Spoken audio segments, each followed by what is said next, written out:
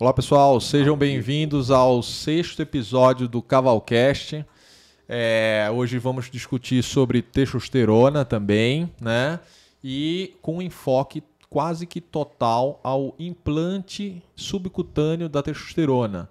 O chip, entre aspas, de testosterona, né? Os pellets de testosterona, cada um chama de um jeito. O implante hormonal. Então vocês vão saber aqui tudo. Indicação, contraindicação, como é, como não é. E a gente tem um convidado aqui, tá? Vou apresentar para vocês. Antes de apresentar, então, com o episódio a gente promete aí realmente dar uma informação de qualidade para vocês, de forma gratuita. Então, curtam o vídeo, se inscrevam no canal, toca no sininho. Quem é do Spotify, se inscreve, dá as estrelinhas, avalia o canal, para motivar a gente a cada vez produzir mais conteúdo. Deixe seus comentários se tiver dúvidas. A gente tem um time aqui, o Instituto Cavalcante de Andrologia, que monta aqui vários especialistas para poder dar suporte a todo mundo e realmente fazer essa divulgação de informação de qualidade, conteúdo científico e de forma fácil, tá? De forma que todo mundo consiga entender. Vamos lá, sem mais enrolação, Dr. Lucas Bittencourt veio da Bahia, pegou o avião lá só para estar aqui com vocês, falando sobre implante de pellets de testosterona. Ele é o urologista que mais implanta no Brasil. Então a gente sabe que quanto mais a pessoa faz, melhor a pessoa faz, fica com mais a excelência, é a repetição, é realmente, não é só repetição, é a repetição de forma cuidadosa, você cada vez estudando mais, fazendo mais. Então, realmente, o Lucas é hoje o urologista que tem mais experiência e excelência no implante de pellets de testosterona. Ele está aqui com a gente, faz parte aqui do Instituto Cavalcante. Uma vez por mês vem aqui dar a contribuição, principalmente nessa parte de hormônio, né? Então, quem gosta de implante hormonal, vale a pena, vai valer a pena. Lucas, contigo. Olá pessoal, tudo bem? Beleza? Obrigado mais uma vez ao convite. Satisfação tremenda vir sair daquele calor da Bahia, né, para passar frio aqui com vocês. Agradecer ao Marco, em especial, ao Instituto Cavalcante, tá bom? Pelo convite. Espero que seja uma conversa bem aberta, clara, objetiva, tentando desmistificar, né, esse famigerado chip da beleza, que de chip não tem nada, e eu particularmente não gosto desse nome. Espero contribuir ao máximo aqui com todos vocês que estão ouvindo, assistindo também, e tirar todas as dúvidas, tá bom? Fiquem à vontade. Obrigado mais uma vez. Agora, e o resto do time? Se apresenta aí. E aí, pessoal, beleza? Estamos aqui mais um episódio. Esse é o 6º aí do conjunto aí. A gente vai focar em tratamento de testosterona com enfoque especial no implante hormonal, aí, igual o Marco falou, né? E mais uma satisfação falar com vocês aí mais uma vez aí. Vamos lá com tudo. Leonardo Monteiro, e aí o doutor Gustavo Ramalho e a doutora Bianca Moreira estão apertadinhos aí no... Prazer, para quem não me conhece, sou o Gustavo, faço parte da equipe aqui do Instituto Cavalcante. Deixem os seus comentários aí que a gente vai respondendo também ao longo do programa. Mas o programa não é ao vivo, doutor Gustavo. Não, mas o chat vai ser ao vivo. O chat é ao vivo. Chat é ao vivo. Vamos lá. Então tá, pessoal, vamos lá. Eu sou a Bianca e tô muito feliz para mais um episódio do Cavalcast. Boa. Então vamos lá, deixa eu começar só aqui. Esse episódio a gente vai focar no implante. Então a gente já tem que admitir que o homem foi diagnosticado como tendo testosterona baixa, ele tem sintomas, fadiga, indisposição, cansaço excessivo, aumento de gordura abdominal, diminuição da força, massa muscular, alteração na fadiga, né? Então, todo esse sintoma, libido baixa, disfunção erétil, então todo aquele conjunto de sintomas, ele tem pelo menos 3. Tem uma testosterona baixa, que a gente discute aqui em outros episódios, em outros capítulos, né? Se é 300, se é 350, se é o que vale a livre. Mas, enfim, foi diagnosticado como o distúrbio androgênico do envelhecimento masculino e foi indicado testosterona para ele, tá? E agora a gente vai saber quais são as formas, né? Como é que ele pode fazer essa reposição hormonal. Agora alguém pode falar e eu posso complementar e a gente vai aqui conversando, né? Então, primeiro que a gente não vai falar das formas, vamos vai falar de uma forma de repor. Exatamente, mas a gente vai falar de todas as opções e rapidamente e depois falar só sobre o implante. Quem pode falar aí sobre as formas? Eu posso começar aqui, né? Tá. Bom, atualmente no mundo a gente tem mais formas do que as disponíveis no Brasil, tá? No Brasil a gente tem 3 formas de reposição, que o paciente vai receber diretamente o hormônio, que é na forma de injetável, na forma de gel e na forma de implantes hormonais, tá? Só um adendo aqui, nos Estados Unidos tem uma forma intranasal, né? E também tem dois tipos de formas orais, tá?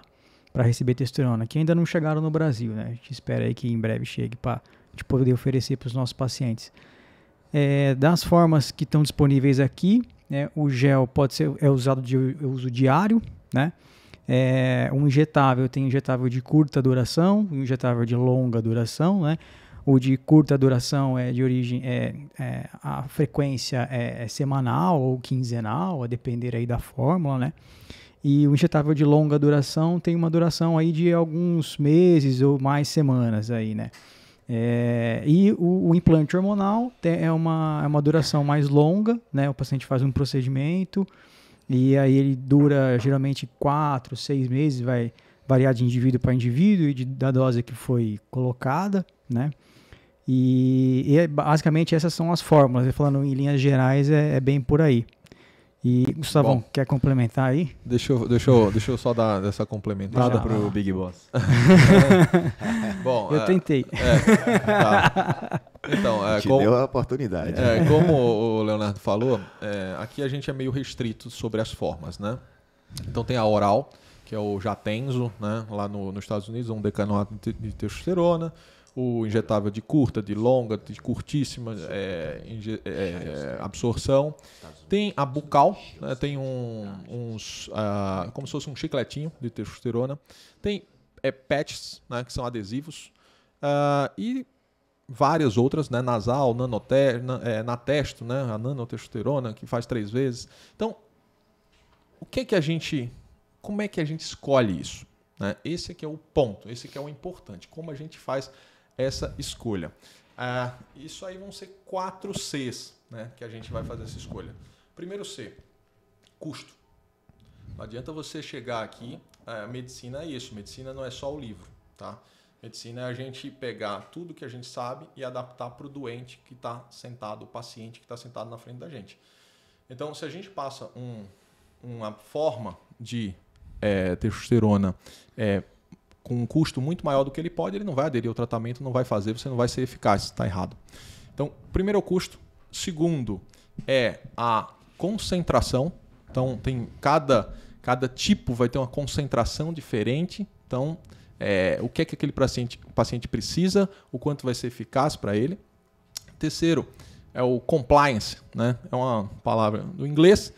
Compliance, assim, o que é que aquele médico que está atendendo você, ele tem uma tendência. Tem gente que gosta mais do gel, tem mais experiência com gel. Tem gente que tem mais experiência com injetável. Tem gente que tem mais experiência com implante. Tem gente que tem mais experiência. Então, depende também da experiência do especialista que você está consultando. Né? E o último, né, é a conveniência.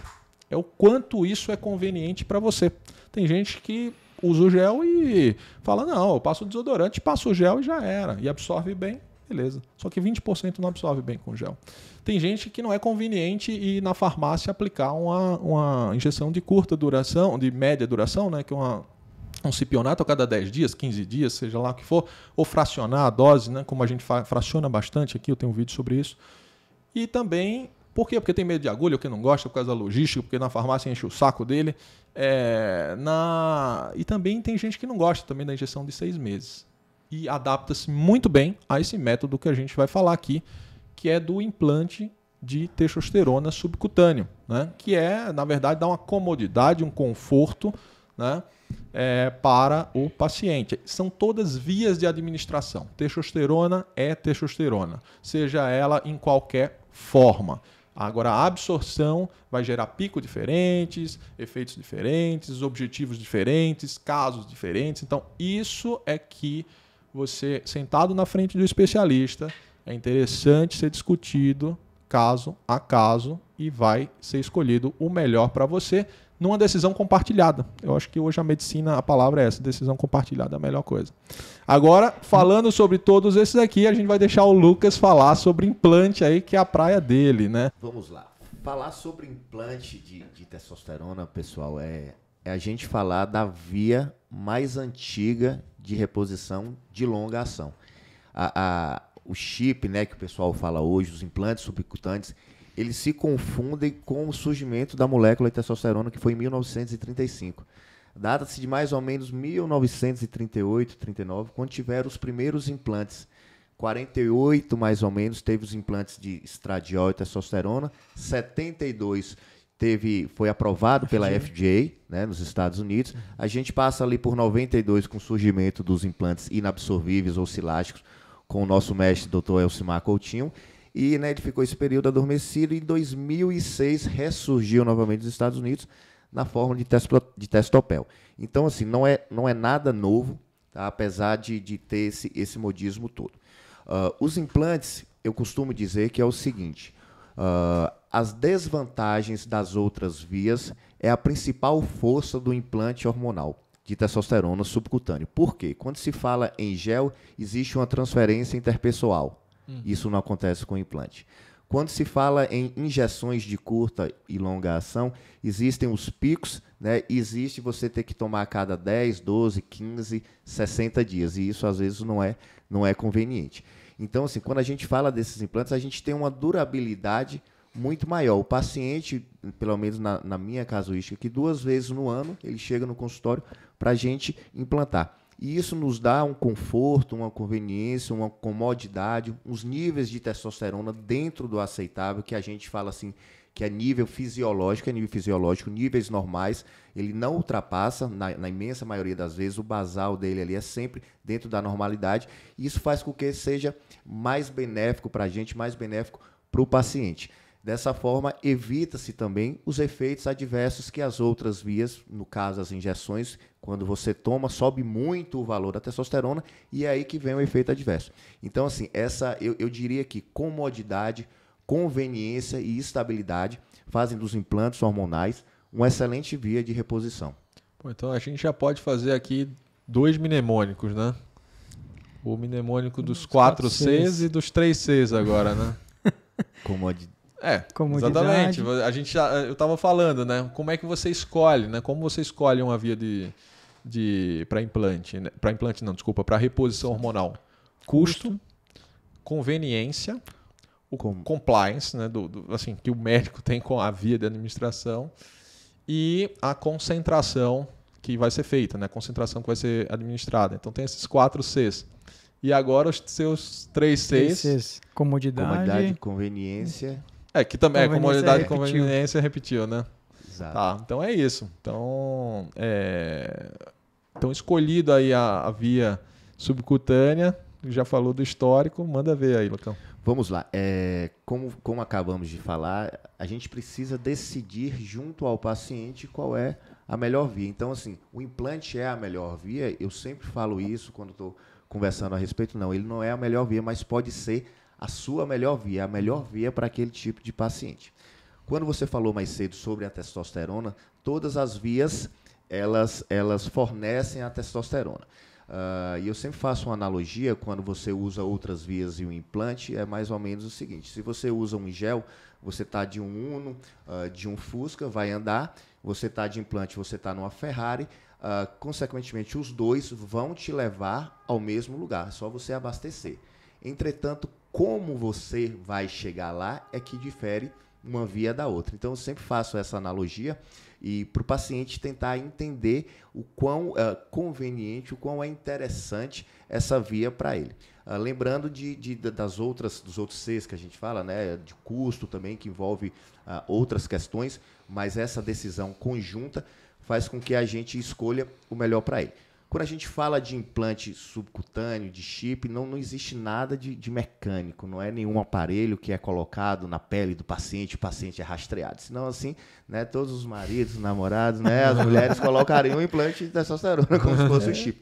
E não é nada disso, né? São os bastões, né, uns filetezinhos de testosterona cristalina, fundida a temperaturas elevadas, que fazem com que aqueles tubetezinhos de testosterona sejam eminentemente 100% dele testosterona. Tá? A gente coloca com uma pequena incisão, né? Eu costumo fazer isso no glúteo, né, Marcão? Acho que a gente é o que mais faz aqui. Existe a possibilidade de... Eu coloco geralmente no flanco. No flanco. Tem que avaliar, né? Isso eu acho que a gente vai falar.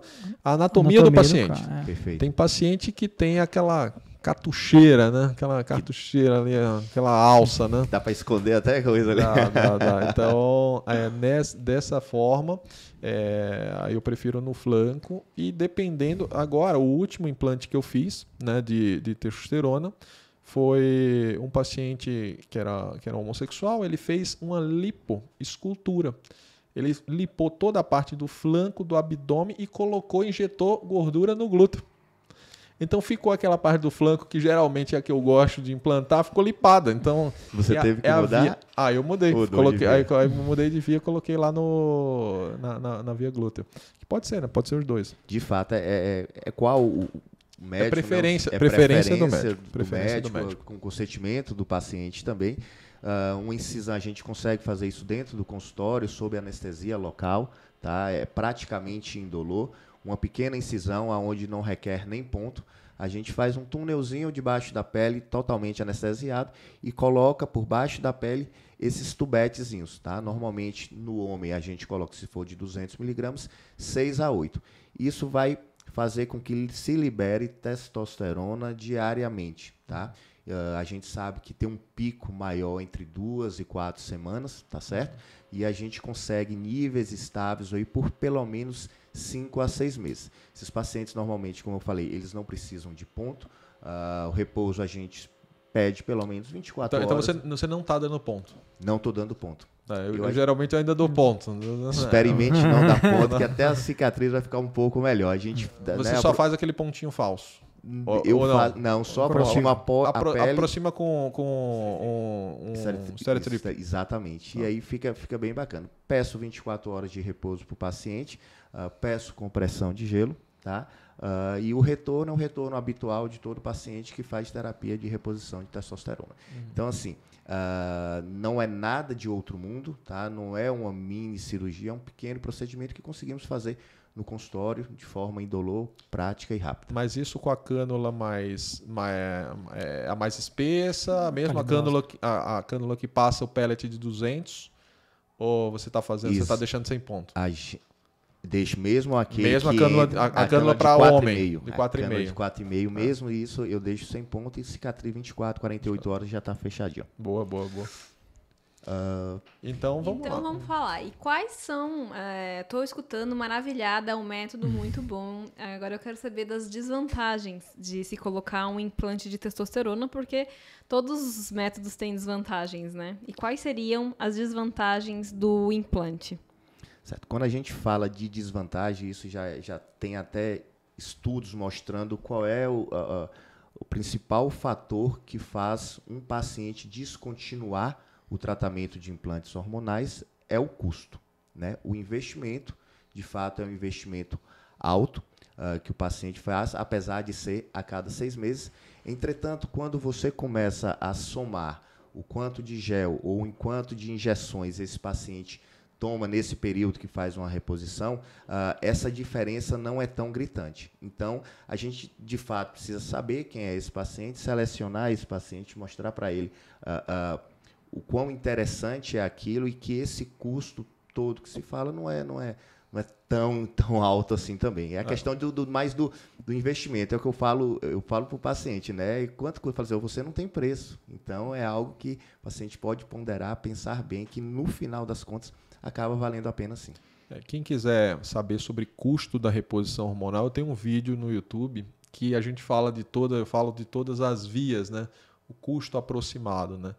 O custo do implante, ele é um pouco mais variável do que os outros. Por quê? Porque também tem a mão de obra, os honorários e a expertise do médico que vai colocar, que varia também. Tanto o produto, ele tem um custo mais alto, Mais então alto, você não vai ver por aí no mercado implantes de hormônio barato. Até porque não dá para ser, porque o custo da produção desse tipo de hormônio, né, que ele é a testosterona pura, né, nos pellets, para fazer é alto, né? A mão de obra é alta, de fato. Exatamente. Não, o custo do produto é caro. Exato. E aí Matéria-prima. A matéria-prima Perdão, é caro. E também é um procedimento, né? Então você vai pagar também o honorário do especialista que vai fazer. E aí o honorário, cada um tem o seu, por isso que é uma coisa mais individual. Quem quer saber geralmente do custo? Quanto é que custa com o doutor fulano, com o doutor fulano? Aí vai variar, né? Vai variar isso aí. E claro, primeiro a pessoa tem que ter indicação de colocar, né? Para depois, né, a gente estar falando disso, como a gente falou no começo do vídeo. Mas não é aquele negócio, não é para quem quer, né? É para quem realmente precisa e não necessariamente para quem pode, para quem precisa, que tem indicação. Algumas perguntas, volta e meia me chega, pergunta assim: doutor, eu tenho indicação de usar implante, aí eu devolvo a pergunta. Eu te pergunto, você tem indicação de repor testosterona? Se você tem indicação de repor testosterona, você pode utilizar o implante. É um pré-requisito, né? É o pré-requisito, primordial. E quando a gente fala de implante hormonal subcutâneo... E aí os riscos, né? Acho que a Bianca perguntou... Acho que ela quis dizer mais em relação a risco, talvez. Quais são as contra? Qual é o... Fora o custo, a desvantagem. Fora o custo, tem alguma desvantagem? Mas vamos comentar sobre as desvantagens. Os riscos do implante hormonal são os mesmos riscos daqueles pacientes que fazem a utilização com outras vias. A gente sempre tem que ficar atento ao hematócrito do paciente, o que é isso? A viscosidade do sangue do paciente, que a gente sabe que testosterona deixa o sangue mais grosso. A gente tem que ficar atento a qualquer tipo de alteração no PSA do paciente. Então, eu sempre bato na tecla que o urologista tem que estar colado no paciente que está fazendo reposição de testosterona.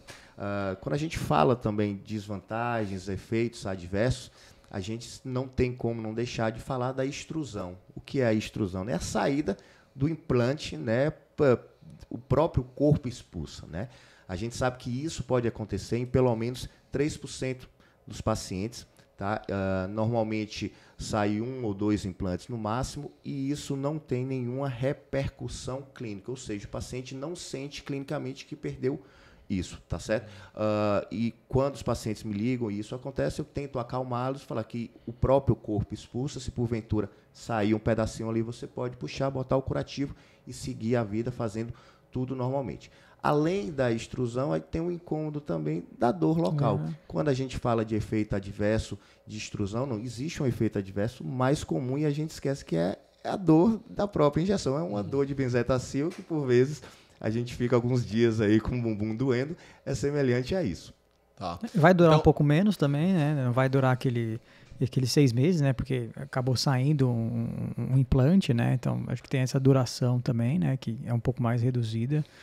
Se puder falar, mas em relação a pico é bem estável, né? A liberação, né? É bem compatível com o fisiológico, né? Eu falo que quando a gente utiliza os implantes, é mais ou menos um avião decolando. Ele decola, né? Ele não vai igual um foguete, não, ele decola, vai atingir uma altitude de cruzeiro, fica lá e depois ele começa a aterrissar. Nenhum avião sobe assim e desce assim. Então é mais ou menos, né, toda a história do decolar e do pousar do avião. Então os picos acontecem com 2 a 4 semanas, depois ficam estáveis. Lá por volta do 5º, 6º mês ele começa a cair gradualmente. Boa. Eu dividiria assim, os riscos, Bianca, do pellet da seguinte forma. O risco em relação à reposição hormonal, que isso aí a gente pode também fazer um capítulo só sobre isso, que é a questão do hematócrito. Não é o risco, é o cuidado que tem que ter, né? As consequências. Exatamente. De olho no colesterol, de olho no PSA, de olho no hematócrito, na retenção, na pressão, na próstata, né? No aumento da próstata e tudo mais. Então, agora, quando a gente vai falar do método mesmo, eu falaria da extrusão, né? Que é um ponto que não tem em outro, só no pellet. Infecção, sangramento, hematoma, equimose, roxidão, né? Dor local. Então são coisas que podem acontecer, né? Acontecem, é mínimo, né? E a importância também de você fazer sempre, principalmente com alguém que seja da especialidade cirúrgica. Por quê? É um procedimento difícil fazer um implante hormonal? Não. Principalmente para quem opera. A gente opera cirurgias realmente que a gente desmonta o pênis, monta de novo, coloca, opera rim, opera próstata, opera tudo. Então você colocar um implante de testosterona é como se fosse assim, um negócio muito mel na chupeta, né? Simples. Beleza. Mas às vezes um clínico que coloca, se ele não está também muito bem treinado e com a anatomia muito em dia, e se a pessoa está colocando numa pessoa mais magrinha, com colo, também podem acontecer coisas catastróficas, né? Tipo, ali você está introduzindo ali uma cânula. Eu não sei se o Lucas pode contribuir com algum relato de coisas catastróficas, quando geralmente é colega médico, que teve o treinamento, mas não é da especialidade cirúrgica em si, né? Com lesão de cólon, já viu alguma coisa de intestino, alguma coisa dessa, ou não tem? Não tem. Graças a Deus não tem, né? É furar por neurose. Meio assustador, né, Marco Túlio? Não. Pegou pesado. Não. Mas pode acontecer, né? A depender do grau com qual o paciente vai debaixo da pele ali. Se for reto, vai cair na cavidade. Ainda mais se for em flanco. Magrinho em flanco. Mas graças a Deus não Mas pegando o gancho disso daí, Marco, a técnica, ela influencia muito no risco de extrusão. Sim. Eu sempre falo nas minhas aulas também em relação a isso, a gente tem que deixar pelo menos o último pellet, o último implante, a 5 centímetros do local da incisão. Tá? Quando eu tive a minha primeira extrusão, meus primeiros implantes, eu me lembro que quando logo eu retirei o trocáter e olhei para a pelezinha, eu vi um implante lá. E eu sabidamente fui dar um ponto achando que eu ia manter ele lá e não consegui, extruiu. Então, assim, de fato, precisa de uma técnica cirúrgica mínima para que evite esses efeitos indesejados, esses efeitos adversos. Fechado.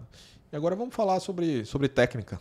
Vamos. Como é que é? Vamos lá. Eu sou um paciente que fui indicado o implante hormonal pelo Dr. Lucas. Me conta aí, Lucas, como é que faz? Dá para colocar na mesma hora? Você pegou os exames dele? O que é que você checa? Vamos lá. Coagulograma? Me conta aí. Exato. Normalmente a gente é um paciente que tem a indicação da reposição e a gente, como falamos aqui mais cedo, a gente vê sempre o hematócrito do paciente, a coagulação do sangue do paciente, PSA e os outros, perfil lipídico, perfil hepático, perfil renal. Paciente estando apto, sem nenhuma contraindicação absoluta ou relativa para o implante, a gente consegue colocar no mesmo momento. Tá certo? Isso a gente faz dentro do consultório. Tá bom? O paciente na maca, deitado, como eu falei, sobre anestesia local, incisão na...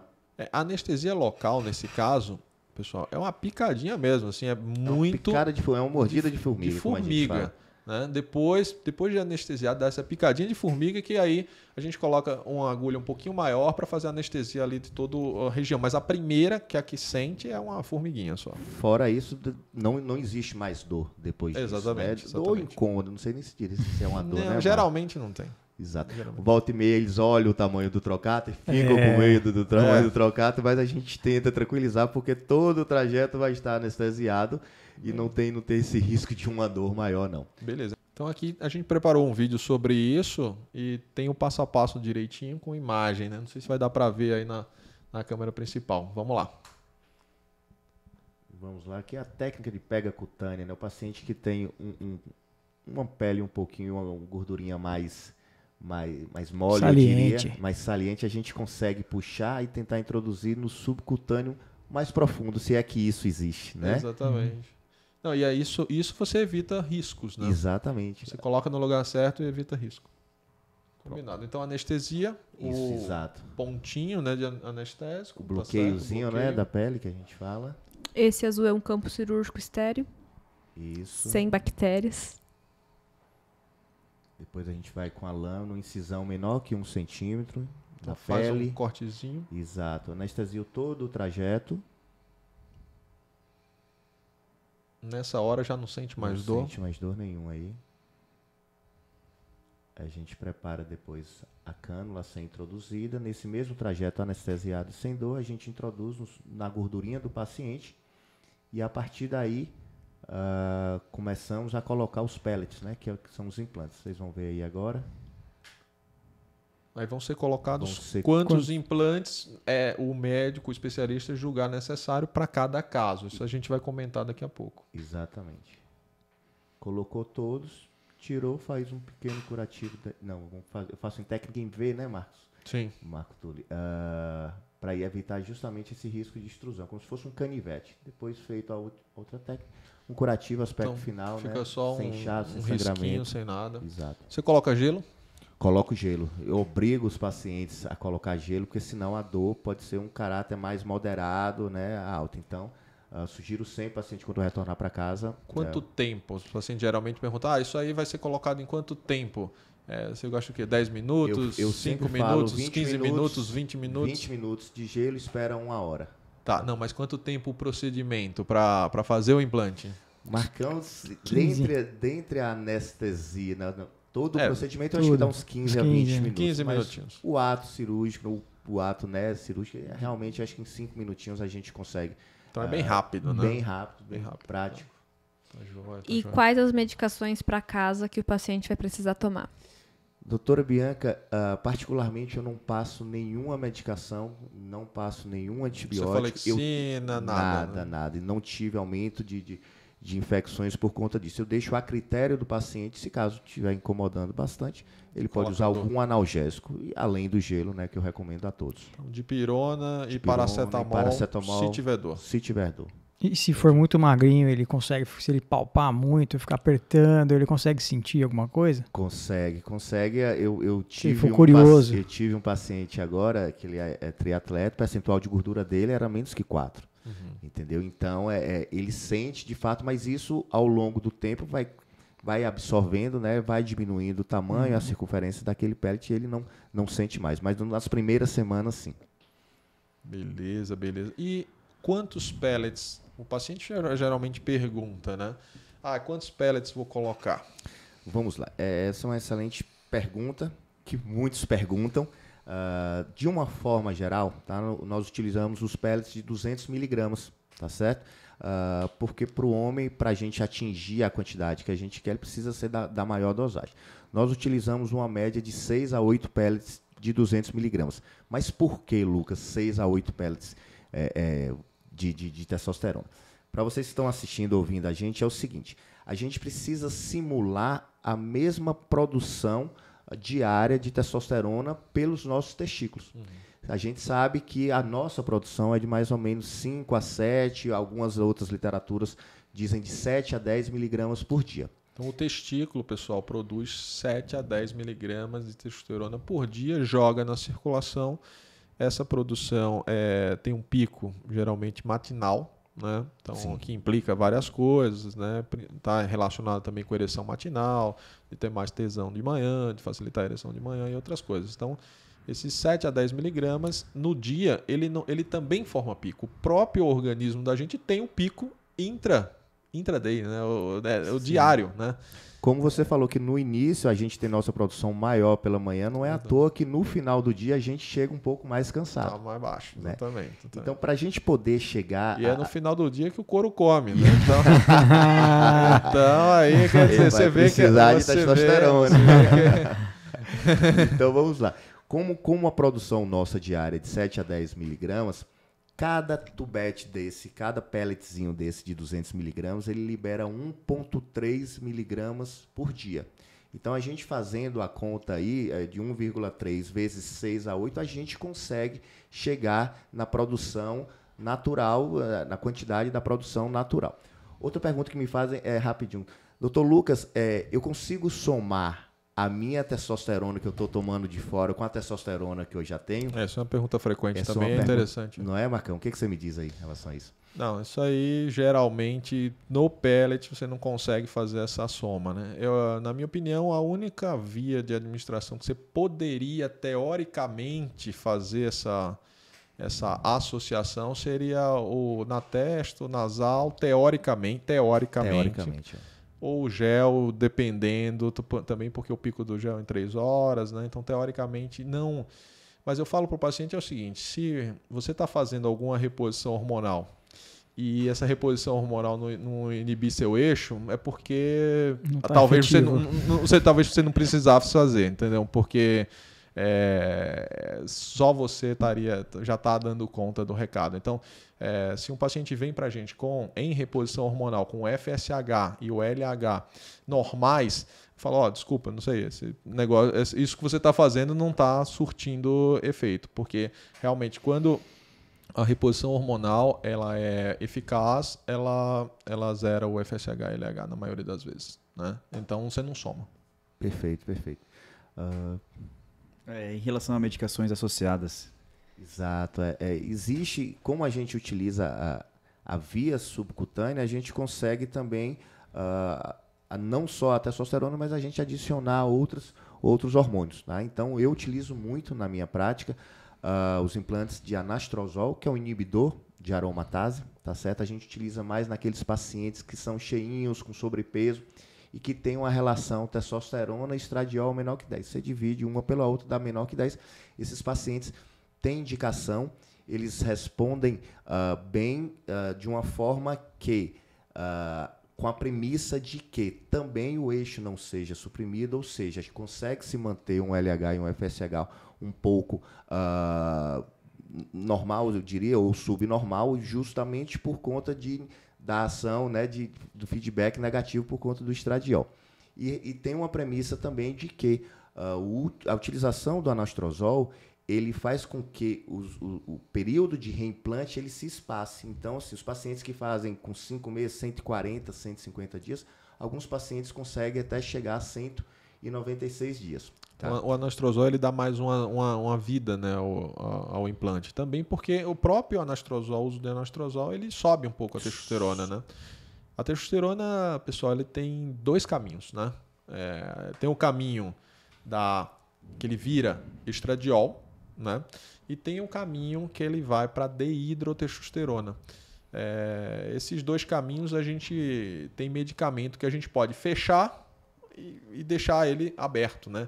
Então é igual um rio. O rio pode se bifurcar em um lado ou em outro. Tem paciente que tem esse rio, uma tendência mais aberta para um lado e um mais estreito para o outro. Então tem uma tendência a fazer mais aromatização e a gente consegue regular essa porta de entrada como se fosse uma hidroelétrica mesmo. Então você regula ali com o uso do anastrozol, do exemestane, do letrozol, né? Que são os inibidores da aromatase. E isso é uma regulação fina que tem que fazer. Você não necessariamente tem que bloquear completamente essa via, né? E você bloqueando essa via, você consegue um nível maior de testosterona, né? E consegue escoar o fluxo, né? Imagina que é o rio. Então você fechou um lado, sobrou mais água para ir para o outro lado. Então você fechou um lado, aumenta a testosterona vai desviar mais para a via da dehidrotestosterona, que é um metabólito 10 vezes mais potente do que a testosterona, com os efeitos androgênicos, né? Então, importantes. E a segunda medicação que eu utilizo muito é o tadalafilo, né? O conhecido tadalafilo, da mesma família, né? do Viagra, do sildenafilo. São medicações, né, que promovem a ereção, são medicações facilitadoras da ereção. E tem uma classe especial de pacientes, Marco, que eu tenho uma preferência em utilizar a tadalafila subcutânea, ao invés da oral. Qual a dose que você coloca? Eu coloco 2 pellets de 50 miligramas, que 100 corresponde a 100 miligramas, sendo que cada um libera uma média de 0,4 a 0,5. Então, totalizando 1 miligrama dia, tem um efeito cumulativo e é uma ação subcutânea sem o mecanismo de primeira passagem. Então, Sim. 1 miligrama torna-se bem satisfatório para o paciente. Quem são esses pacientes que eu utilizo? Primeiro, aqueles pacientes que têm os efeitos adversos do uso dessas medicações, aquelas mialgias, aquelas artralgias, e quem já pegou esse tipo de paciente sabe que de fato incomoda bastante. Pessoal, mialgia é dor no músculo e artralgia são dor nas articulações. Então, Tadalafila tem gente que fica moído quando toma, né? O trem passou Parece por que cima. o trem passou por cima, dor, né? Fica prostrado, parece que levou uma surra mesmo. Uns 7 a 8% dos pacientes têm mialgia. Exatamente. Tem aqueles pacientes também que tomam oral e tem dor no estômago, né? Que a gente Também. fala que é É epigastralgia, epigastralgia. então a gente pode utilizar essa via.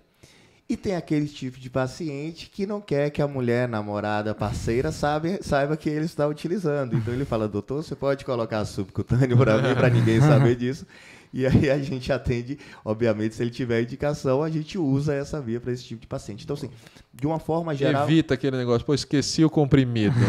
Aí Errou. entrou efeito Inventa. psicogênico aí, já foi. Inventa uma conversa, fala que dá uma desculpa e marca para outro dia, não vai ter mais essa, né? Isso, e como a gente está falando de reposição, né? Então, assim, as 3 principais medicações que a gente utiliza, os 3 principais hormônios, testosterona, anostrozol, tadalafil, mas, assim, existem algumas outras medicações que não servem, né, para reposição, que é utilizado de uma forma mais para efeitos estéticos, que não cabe aqui agora, porque estamos falando, né, de vias de reposição de testosterona, e a reposição de testosterona é feito com testosterona ou, né, algumas medicações que estimulem a própria testosterona. Então, esse negócio de que oxandrolona, deca, eu posso fazer minha reposição, não faça isso, procure um acompanhamento médico, porque senão, como diz na Bahia, vai dar ruim. Não, mas é interessante isso, que ainda é uma pergunta que a gente pega. Ah, doutor, com que eu vou fazer a reposição de testosterona? A minha TRT, eu faço com quê? Já está falando, TRT é terapia de reposição de testosterona. Então você vai tomar testosterona. Agora você vai tomar qual via, né? E quais os outros medicamentos, os outros ativos, os outros fármacos que vão ser usados em conjunto para potencializar, ou então para diminuir efeito colateral, ou então para adequar mais para o seu caso. Aí realmente é outra coisa. É o adjuvante, né? Então, mas a terapia de reposição de testosterona é feita só com testosterona. E interessante também, quando a gente fala em terapia de reposição de testosterona, sempre nos perguntam, e acredito que essa pergunta já foi feita aqui para todos nós, por quanto tempo eu vou usar? Né? É a mesma coisa que se você diagnostica uma hipertensão no paciente, uma diabetes no paciente, ninguém pergunta por quanto tempo você vai usar o remédio, né? A não ser que, de fato, ele tenha alguma alteração associada a estilo de vida, que, de fato, isso pode reverter. Mas a terapia de reposição de testosterona, até que se prove o contrário, ela é feita pelo resto da vida. Né? Ele tem uma indicação, a não ser que ele tenha uma baixa de testosterona por um sobrepeso, né? Por uma obesidade importante, que a gente, de fato, consegue reverter. E outro ponto interessante é o seguinte... Doutor, eu tenho um receio de colocar implante hormonal e ter que precisar pelo resto da vida. Primeiro ponto você vai precisar, pelo resto da vida, repor testosterona. Então, o paciente que coloca o implante, da mesma forma o paciente que começa com o gel ou com a injeção, ele não está fadado a utilizar aquela via pelo resto da vida. Então, Sim. O paciente pode não gostar, né? Pode não estar nos planos dele, então ele pode, de fato, mudar da via, obviamente, com consentimento do seu médico e escolher uma outra via para tratar essa doença que se chama hipogonadismo. Exatamente.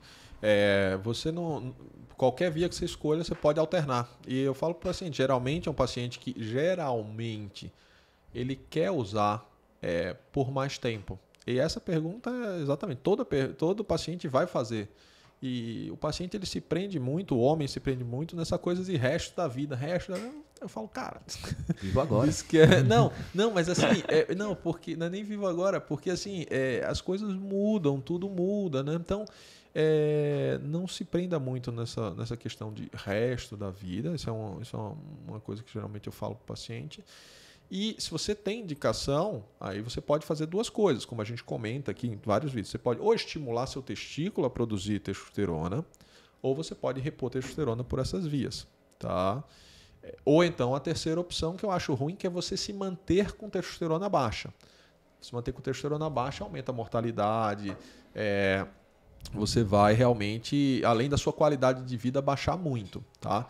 Agora, quando você começa a fazer a reposição, qual é o paciente que se livra, né? Se livra da reposição hormonal, que depois melhora? É o paciente que tem vários fatores que ele consegue mudar. ele consegue ter ânimo, disposição, energia para ir para academia, ele perde peso, ele diminui a hipertensão dele, ele diminui as taxas glicêmicas dele. Então ele muda todo o estilo de vida e depois a gente pode, né, fazer um desmame da testosterona juntamente com o estímulo testicular e avaliar depois de 3 a 4 meses, ver se ele anda aí pelas próprias pernas, se o testículo dele acordou. O testículo acordou e o cara tá bem, beleza. Vai seguir a vida dele, sim. Seguir a vida dele. Agora, se ele baixou os níveis de testosterona para níveis inferiores aos normais, ele está com sintoma, ou até se ele baixou para um nível menor do que ele está e ele acostumado com a performance maior, eu acho difícil ele não querer continuar fazendo. Geralmente o paciente que quer. Geralmente o paciente, pelo amor de Deus, não para isso aí, entendeu? Exato. Então é muito...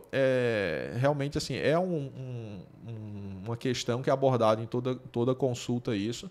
Tem que ser falado, tem que ser explicado, né? E dessas opções. E sempre dá opção para o paciente. Explicar tudo e dar opção para o paciente, explicar prós e contras de cada decisão tomada, né, na consulta. O paciente que quer o implante hormonal, normalmente, né, é um paciente que já vem fazendo reposição sobre as outras vias. Né? Nunca é a primeira, né? Geralmente não é a primeira, né? Exato. Então, ele já algo incomodou a ele, o gel, a injeção, enfim, que ele quis algo mais constante, mais duradouro e que precise fazer aí no máximo 2 vezes no mês. Beleza, combinado. Então vamos só checar aqui. A gente falou sobre indicação, a gente falou sobre como faz, como é que dá para fazer na mesma hora, geralmente falou sobre riscos, falou sobre o custo. Muita gente vai perguntar e o custo é variável, mas de antemão ela é mais cara do que as outras. Geralmente, assim, não é realmente para quem tem um dinheiro sobrando, né? Não isso aí, se for fazer falta, eu falo para o paciente, a realidade é essa, entendeu? Então, é uma opção para quem tem realmente um recurso um pouco maior, e aí tem que ser em consulta, e é discutido sobre essa parte de custo. Até a gente não pode ficar falando sobre isso abertamente, porque às vezes o custo de um não é de outro, o CRM não deixa, então não é nem porque a gente não quer. Mas, por exemplo, tem algumas situações que o paciente fica meio que de mãos atadas. Por exemplo, você é um cara que mora fora do país. Como é que ele não tem acesso às medicações onde ele está morando? É mais difícil. Vai pegar a seringa para levar no aeroporto, ter que explicar que focinho de porco não é tomada e tal. E é um cara que vem pro Brasil a cada 6 meses, entendeu? Aí, o implante tem tudo a ver, né? É mais eficiência pro cara. E, não vai levar a seringa, mas vai levar o gel. O cara vai levar 6 meses de gel pra lá. Esse é o paciente assim, que eu mais faço, né? Tem muito paciente de fora e paciente que vem passar férias aqui, e aí a gente faz e realmente é uma das minhas preferidas indicações para o implante, particularmente a minha preferida é essa, paciente que mora fora, que tem um acesso mais restrito, né? Então eu acho que é uma grande via de administração nesse caso. E perguntas? Vamos olhar ali? Vamos olhar aí a Bianca, que é o departamento da pergunta. Vamos olhar se tem aqui? Essa é para ela. Essa é para a doutora Bianca. A pergunta é aqui, mulheres podem usar testosterona? Eu não sou ginecologista. Se saiu bem, hein, mocinha? A minha prática é repor testosterona em homens. Mas eu como médica, eu sei qual que é a indicação médica. Qual que é a indicação médica de testosterona em mulheres, que é desejo sexual hipoativo. Mulheres que têm uma baixa libido, que já foi investigado, já melhorou o relacionamento, o marido começou a colaborar um pouco, ou a parceria, e foi visto outras causas da baixa libido e ainda mantém uma baixa libido. A mulher ela é muito mais sensível à testosterona que o homem, né? Então, a gente fica olhando os homens que podem ter níveis maiores de testosterona, mas a gente não precisa desses níveis de testosterona porque a gente é diferente. Então, e pra gente, a gente é muito mais sensível. Então, existe o uso de testosterona em mulheres por questões estéticas, mulheres que são atletas de fisiculturismo, mas daí é outra questão, já foge de uma indicação de saúde. Perfeito. Ótimo, ótimo. Tem algumas perguntas aqui que já foram respondidas. Qual a duração do implante de testosterona no homem? Continua agindo do mesmo jeito durante todo o período de duração? Não. Foi a analogia lá do... Esse já foi, tá? Analogia do avião. Gostei. Tá. Vamos lá, vamos procurar outras aqui. Fala um pouco de TRT injetável subcutânea. A gente fez uma introdução, né, sobre isso. Isso aí a gente vai fazer uma sessão outra sessão separada. só sobre as outras vias, né? Injetável, gel, comparando e tal. Então, Fabrício, aguarda um pouquinho aí os próximos... Rapidamente, existe, né, no Brasil, off-label, né? A gente tem uma medicação que chama Chyosted nos Estados Unidos, que não chegou ainda aqui, mas vai ser abordado numa próxima oportunidade. Boa. O pessoal mandando um abraço aí para você, Dr. Lucas. Bahia tá com saudade. Mas eu tenho uma pergunta boa aqui, viu? Pode fazer, então, Pergunta enquanto procura do aqui. TikTok. Instagram. Eu abri na minha caixinha do Instagram e surgiu essa pergunta. Preços, quanto tempo dura e quantos tipos tem? Certo. Preço a gente já falou, isso varia de cada caso e no YouTube, Mas né? eu acho que vamos falar de preço, assim. Vou falar um preço, assim, só para o pessoal ter uma base, tá? Uma faixa. Porque depois o pessoal dá um monte de dislike se você não... não falou o preço. Tá, dislike, né? Então tá bom. Então vamos lá. É uma faixa de 5 a 8 mil, né? 5 a 8 mil reais. Fala, poxa, é caro. É por isso que eu falo. É caro, mas tem as outras vias também. Pode ser feito injetável, pode ser feito outro. Mas é em torno disso aí, né?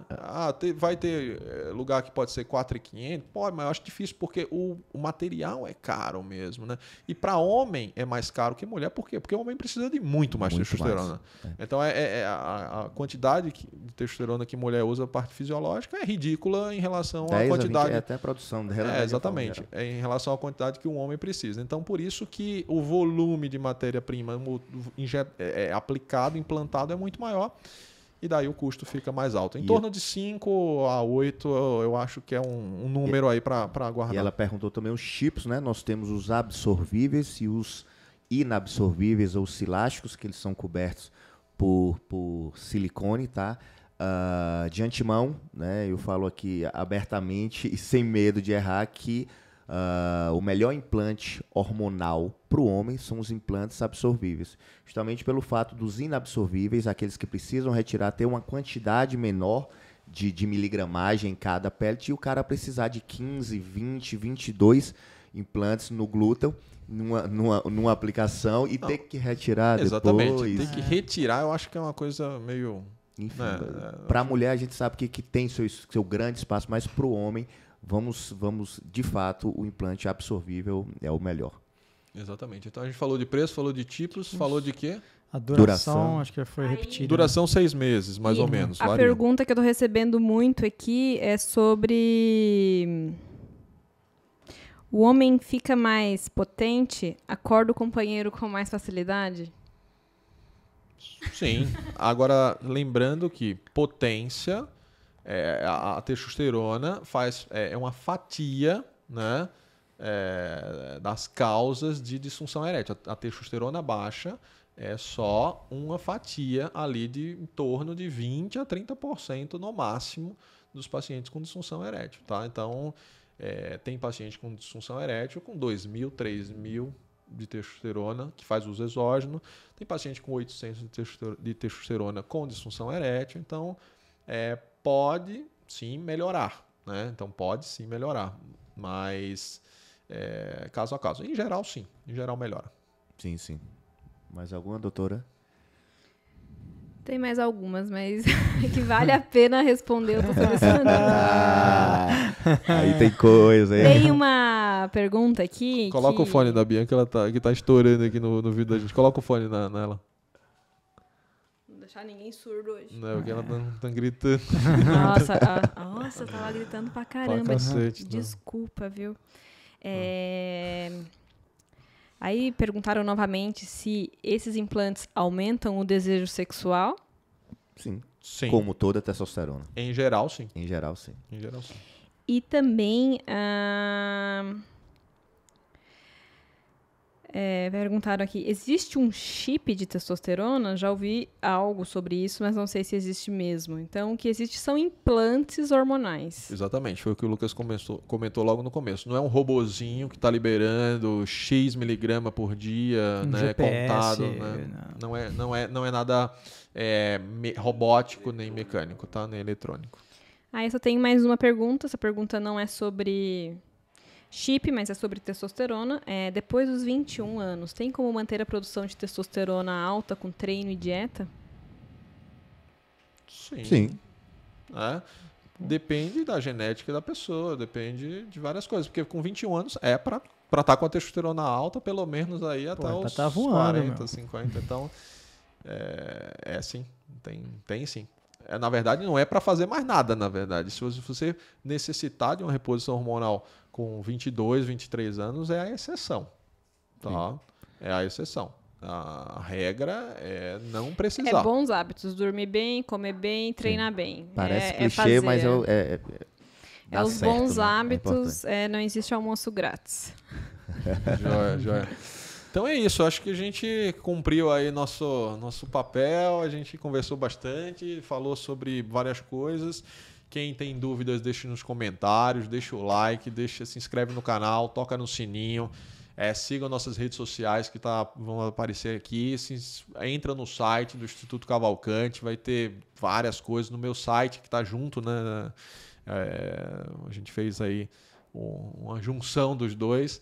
E obrigado, Lucas, aí pela participação. Eu que agradeço. E obrigado também por estar fazendo parte do time, né? Uma vez por mês aí o Dr. Lucas Bittencourt está aqui em São Paulo, uma vez por mês a cada 15 dias, tá? Cada 15 Cada 15, mas... Exato.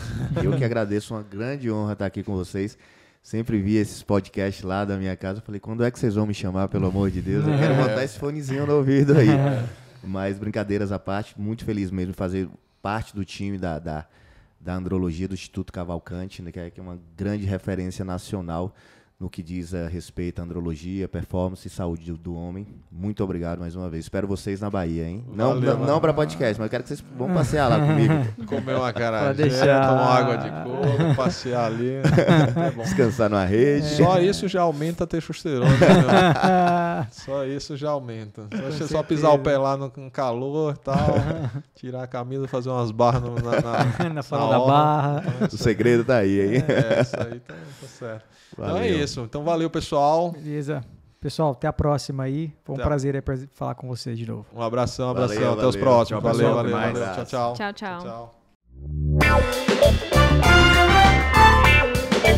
Tchau.